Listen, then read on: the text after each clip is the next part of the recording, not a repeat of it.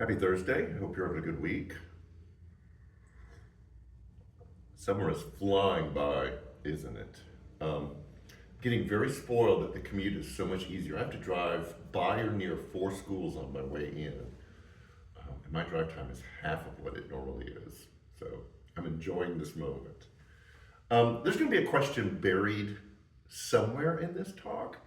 I'm going to start with throwing the word out there and then issue an apology, and then we'll come back to the word that I say first. First of all, the word is friction.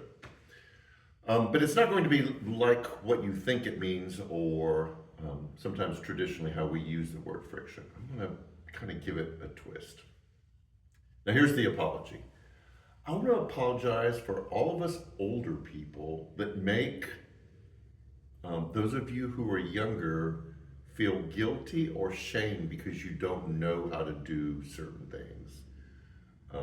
There are jokes going around about how younger people, you can't read cursive and we're going to write secret messages because you won't be able to read them because they're in cursive, or that you don't know how to read an analog clock. There are several others, but you see these posted online all the time.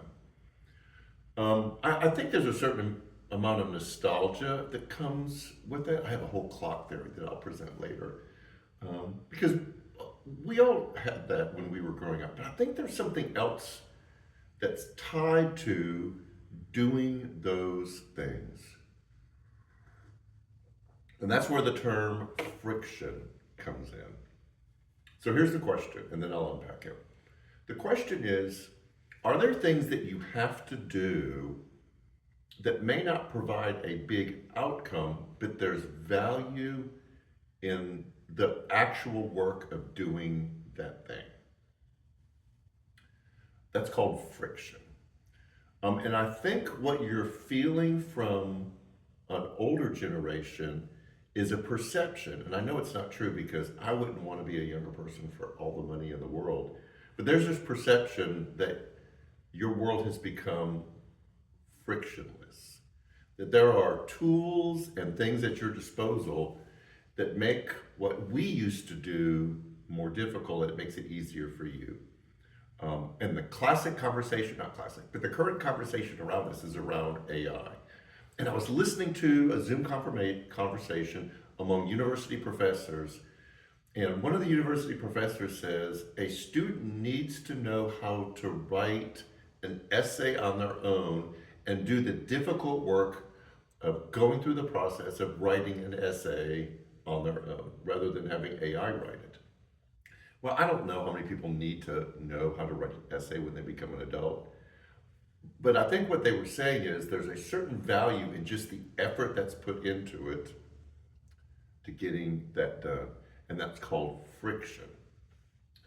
And there's this fear of taking away these things that cause us to actually work harder. There's a downside to a frictionless life. And I think this is where older people are coming from. Maybe they're not wording it as articulately as they need to because they don't know how to shoe a horse. And I'm telling you, when people stop learning how to shoe a horse, that's when society fell apart. Sarcasm. But anyways, this Sunday in the sermon, there's going to be a conversation about hanging in there during tough times. And what grows the ability for us to do that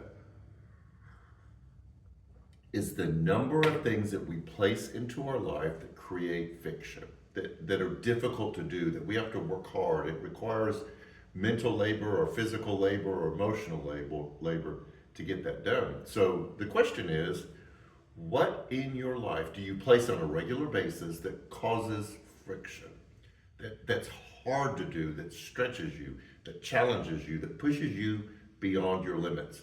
Because it's doing those things, by having friction in your life, that grows you into the person when times get tough, you're able to hang in there. And I think this is where older people are afraid, and I get it. Is we're so caught up in the idea of trauma and dealing with emotional issues, And our parents and grandparents dealt with stuff that they never talked about, which was unhealthy, and I will say that, um, that just made them tougher. And we know that. And I'm not sure we value those things in our life that create friction like we should. So, this Sunday, we're going to talk about what it takes to hang in there, to live a life of resilience and perseverance that really only comes from friction. So, examine your life. What is in it that you do that produces friction? And how could we best use that to become the person that God is growing us to be? We had women's Bible study last night. We have women's Bible study this morning. We've got a family game night, ice cream night coming up. Man Cave is coming up. So everything is like kicking back into action as we're approaching the fall. We have a lot more stuff that we want to tell you about. Grief share, financial class, gifts class. We're really amping things up, and we're in the process of putting all that together. So anyways, I hope your day right for this day is somewhat frictionless. But I hope you have some things in your life that help toughen you a bit, even if it's not learning cursive or how to read an analog clock or shoe oars. So have a good weekend. Take care, and we'll see you Sunday.